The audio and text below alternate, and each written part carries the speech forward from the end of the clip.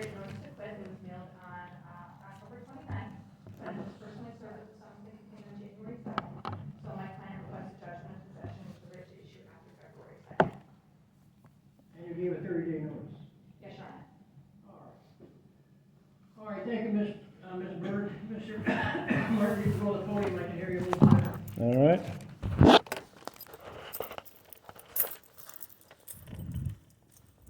And you're under oath, Mr. Martin, what do you have to say about this matter? Yes. Okay, I'm Eric Joseph Martin, one of the sovereign people, and I am the son of Joseph Martin, my father. He's deceased now. Originally was houses in his name. It's a private property house, never was used commercially to make profits.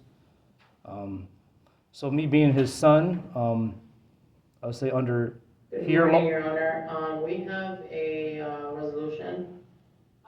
Ms. Nazal, we're in another hearing. Can you please mute and we'll let you know when we're ready?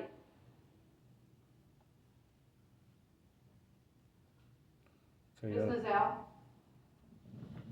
Yes. we're in the middle of a hearing. Can you please mute and we'll let you know when we're ready? Oh, my apologies. That's okay. Thank you. Okay, go ahead, Mr. Martin. Yeah, so I'm his son, so under here law and non-adverse possession law, that I would say naturally it's at least partly my house. Well, I'd say my brother and sister. I say so we're all the owners from what I understand. So with that, now, so I have several arguments. I have 15 arguments here as to why the property taxes are illegal, and therefore we never had an obligation to pay in the first place. Okay. Now, I was going to file this. I plan to file this at court today. I wasn't able to do it before, to give you time to overlook all these arguments, because I know that would be better. But I'm going to file it today anyways, when this is done with these paperworks, but I'm going to make them verbally now. So, first of all, the plaintiff, they're alleging that,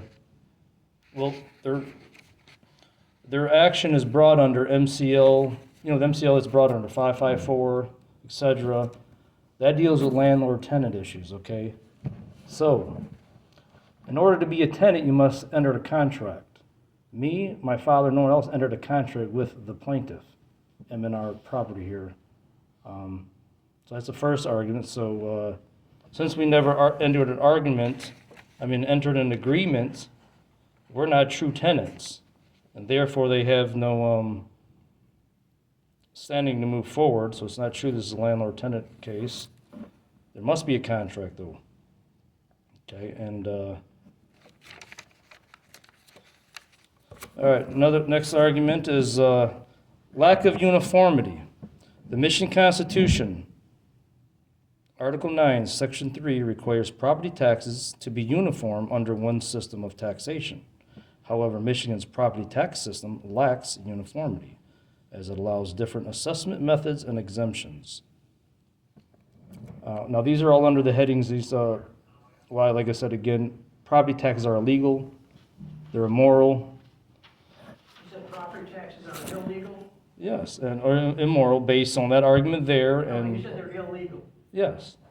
What law says they're illegal? As I just said, well, on this argument, I have total 15 arguments here as to that. And this one, again, it's Article 9, Section 3 of the Michigan Constitution, because there's a lack of uniformity. The Michigan Constitution requires property taxes to be uniform under one system of taxation. However, Michigan's property tax system lacks uniformity, as it allows different assessment methods and exemptions. Now, second argument, Headley Amendment violation. The Headley Amendment, Article 9, Section 31, limits property tax increases to the rate of inflation. Michigan's property tax system fails to comply with this provision, resulting in excessive taxation. Next one. Now, first, I'm going to point out now. Remember now, their whole, the plaintiff's whole position is based on us not paying property taxes. So, if the property taxes are legal, this would, this means they have no basis to try to steal a house, which is what they're trying to do. So, I'll point that out. Let me continue my argument, so unless you want to make a rule on each one afterwards, that might be the best thing I could, so you don't forget, but. Okay, third argument, Proposal B violation. Proposal B, that is Article 9, Section 3 of the Michigan Constitution, limits property tax increases to 5% or the rate of inflation, whichever is less. Michigan's property tax system violates this provision, leading to unlawful tax increases.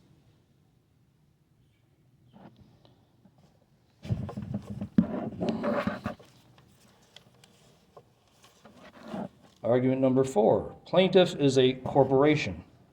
And that's clear by looking at the paperwork, M&R Property Incorporation, LLC. Therefore, because they are a corporation, and not one of the living people, such as myself, they can't sue and bring claim because they're not living. And that's a U.S. Supreme Court case, supports that proposition. It's Rundle versus Delaware at volume 55, U.S. Reports, page 80, decided in 1852. Which hasn't been overruled as far as I'm aware, in case sometimes people like to mention, oh, it's an old case. Like, that doesn't mean nothing. I heard a lawyer tell me that before. Like, they know better. But anyway, argument number 5. Plaintiff claims or will claim it bought our house. That's not possible, as a corporation isn't one of the living people and can't. Also, even if a so-called living man or woman claims they bought and paid for the house, if they claim they did with Federal Reserve notes, which I'm sure they will, they can't buy it with Federal Reserve notes, as it's not real money, but it's fake money. And I have a case that supports that, and then I'll read this here. In Donnie William versus Commissioner or the Revenue Services, the Supreme Court said, a note, even when and payable on demand and fully secured, is still only a promise to pay. Since Federal Reserve notes are not secured and payable on demand, according to the law, they are only a promise to pay and not payment. It's U.S. Supreme Court, volume 429, U.S. Reports, page 569, and then you have the corresponding citations and other law books, Lawyer's Edition, second edition, page 48, volume 97 at Supreme Court Reporter, page 850. Argument number 6. Property taxes are also legal because we have the God-given, unalienable, human right, common law right, recognized constitutional due process right of the Michigan and Federal Constitution to life, liberty, and property. Property taxes are taxing this right, which so-called government servants, really only a corporation for profit, corporate employees, don't have the right to, as rights cannot be taxed, and it's a right to own, use, and enjoy my property, house, etc. Rights cannot be taxed. Murdoch versus Pennsylvania, volume 319, U.S. Supreme Court Reports, page 105 at page 113, decided in 1943 by the U.S. Supreme Court. Argument number 7. Also, I couldn't have paid in the sufficient amount of Federal Reserve notes. I'm talking about myself here.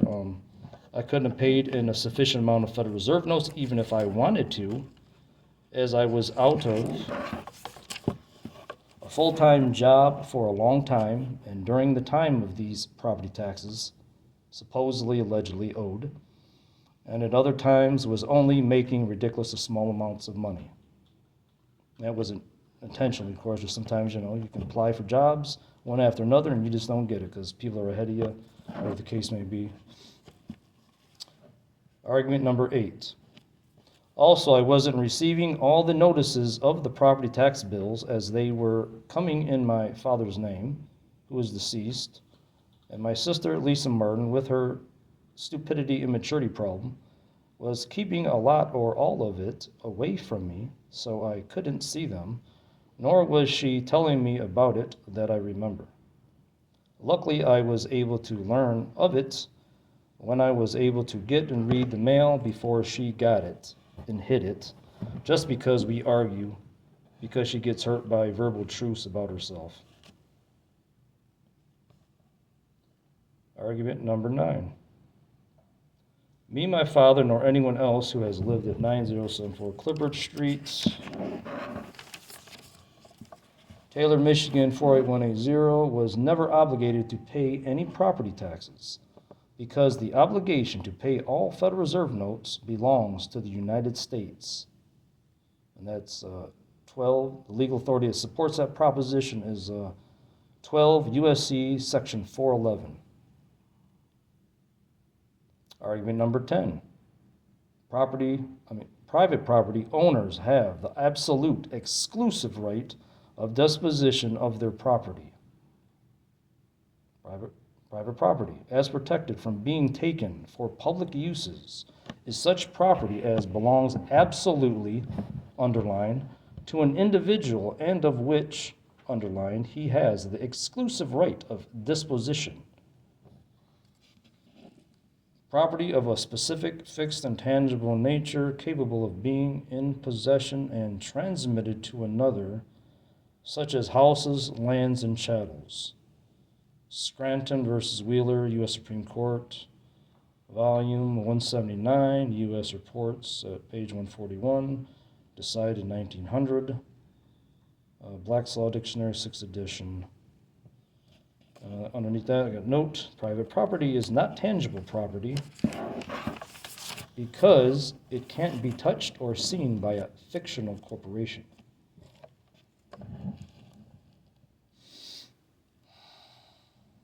Argument number 11. The supposed property tax bill sent by Taylor City Tax Assessor and the Wayne County Property Tax Assessor, Eric Sabri, were never, as far as I'm aware, signed, validated, or verified as a true bill in violation of the Fair Debt Collection Act, 15 U.S.C. Section 1692, 26 U.S.C. Section 6065, and the Administrative Procedures Act at 5 U.S.C. Section 556. Now, on to that, I'm going to stop with that argument there. I still got more. But I have an exhibit I want to introduce in the court, so I need to grab that. That supports this. That I have at least one of the tax bills that came through the mail. Like I said, I didn't get them all, but the one I do have supports it. How it's not signed, it's not validated under oath. I'm going to find it. I don't know how long it's going to take me. I got a lot of paper, but I'll grab that.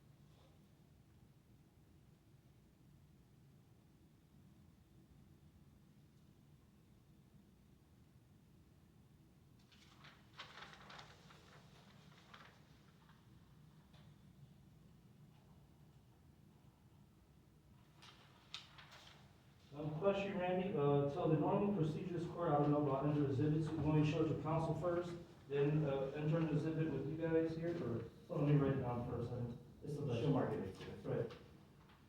Order marks exhibit. Okay, A, B, and C there, I got 3 pages there. I don't want to mark it necessarily, okay.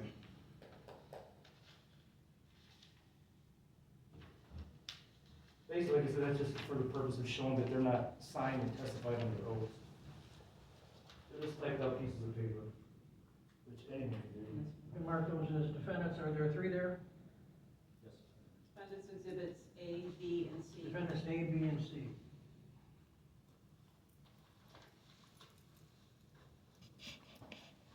If there are any objections, those be admitted in evidence. No, Your Honor. Those will be admitted, hearing no objections.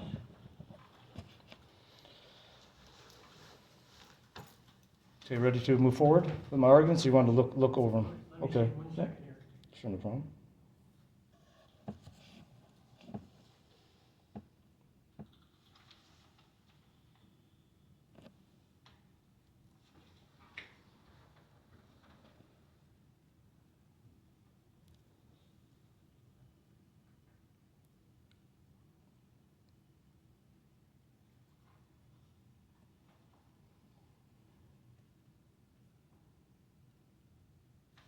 All right, I've reviewed those. Go ahead, Mr. Martin. All right. Next argument, argument number 12. Well, this is the one I kind of made before. I guess I'll just repeat it again because, just so I can cite the complete MCL. Plaintiff initiated this case in this court pursuant to MCL 555.134, subsections 1 or 3. See their notice to quit and to recover possession of property, landlord-tenant. Also, I point out, you see it as it says right there on the heading, landlord-tenant.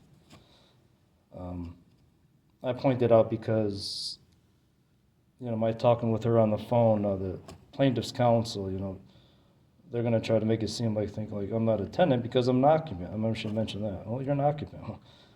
Well, this is a landlord-tenant case, not landlord-occupant. But anyways, but besides that, I'm still of the position there still must be a contract anyways, and it's no different. But and the action, the action they're bringing it under, the law they're bringing it under still must be landlord-tenant. The law doesn't say landlord-occupant; it says landlord-tenant. So anyways, yeah. So like I said, there must be a landlord-tenant relationship. Once again, there is none. They have no evidence of a contract. A signed contract, like, normally is done, like someone's renting an apartment, whatever. This is our house, we lived in all our life, so. All right, so.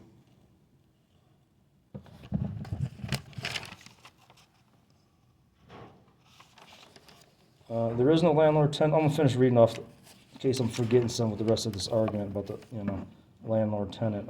There is no landlord-tenant relationship here. As there isn't a contract between, okay, so I already said that.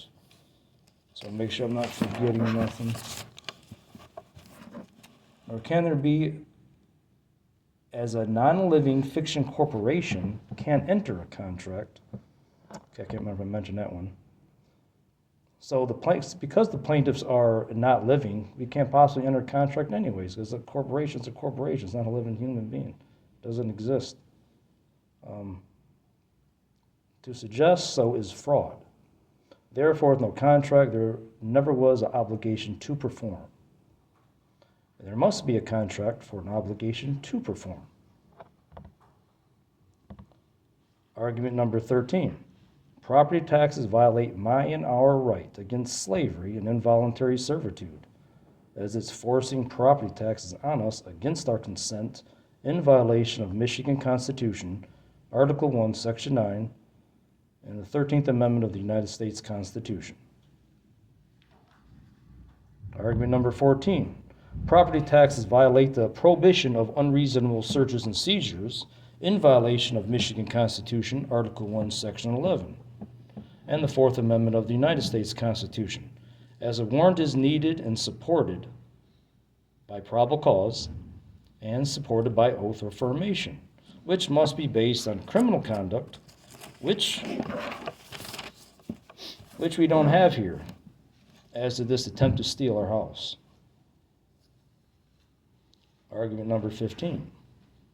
Property taxes are consistent, never-ending throughout one's life normally, and are excessive in violation of the cruel and unusual punishments clauses of the Michigan Constitution, Article 1, Section 16, and the Eighth Amendment of the United States Constitution.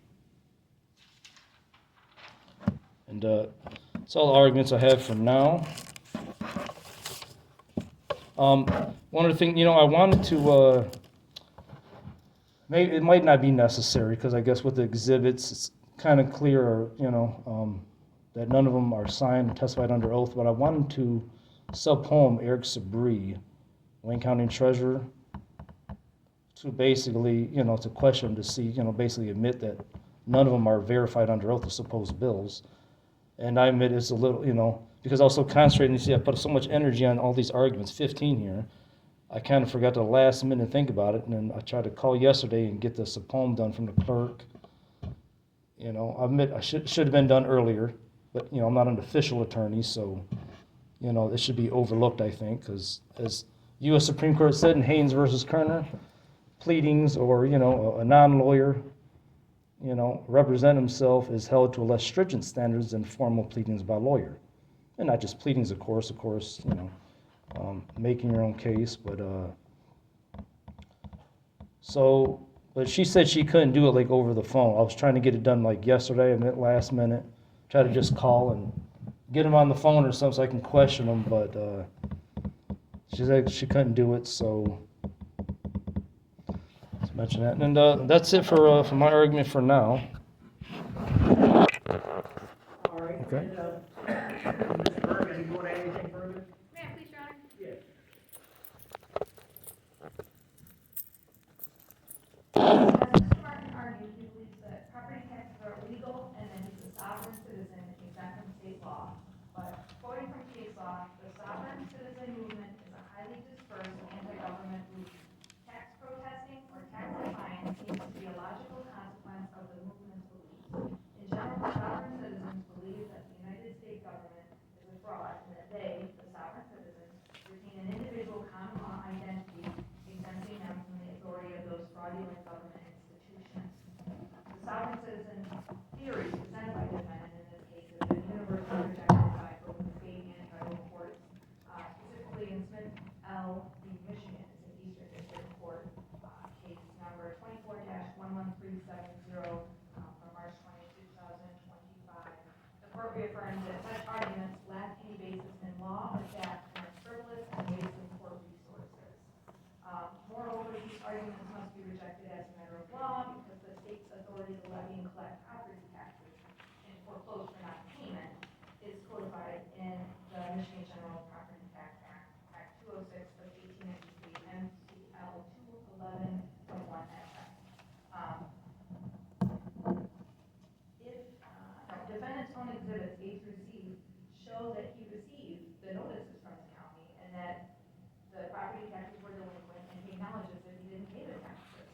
And if defendant had issues with the tax foreclosure or the tax laws, he failed to challenge the underlying tax foreclosure in the circuit court proceedings and bordering the statutory redemption period. And now he's barred from challenging the validity of the tax foreclosure process or my client's title in the property. So we would seek judgment of possession. Mr. Martin, if you do back, please. Yeah. How long have you and your relatives lived at this property? All my life, as far as I remember, I'm 52 years old right now, and brother and sister, same with them. Well, my sister moved out, a while back, and then came back. What she had. Let me ask you this. These are notices indicating you haven't paid taxes in the last couple of years. Did you ever pay taxes on the property?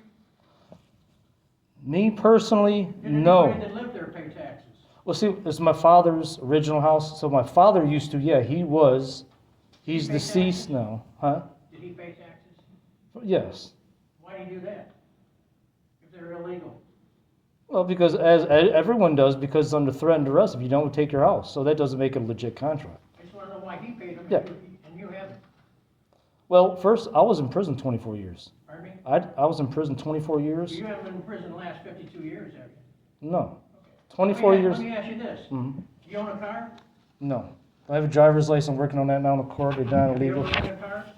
No. You ever rented a car? No. Never rented a car? No. No driver's license. I'm working on it now. Should be getting it soon. But Pardon me? don't have a driver's license. Let me ask you this. If somebody buys a car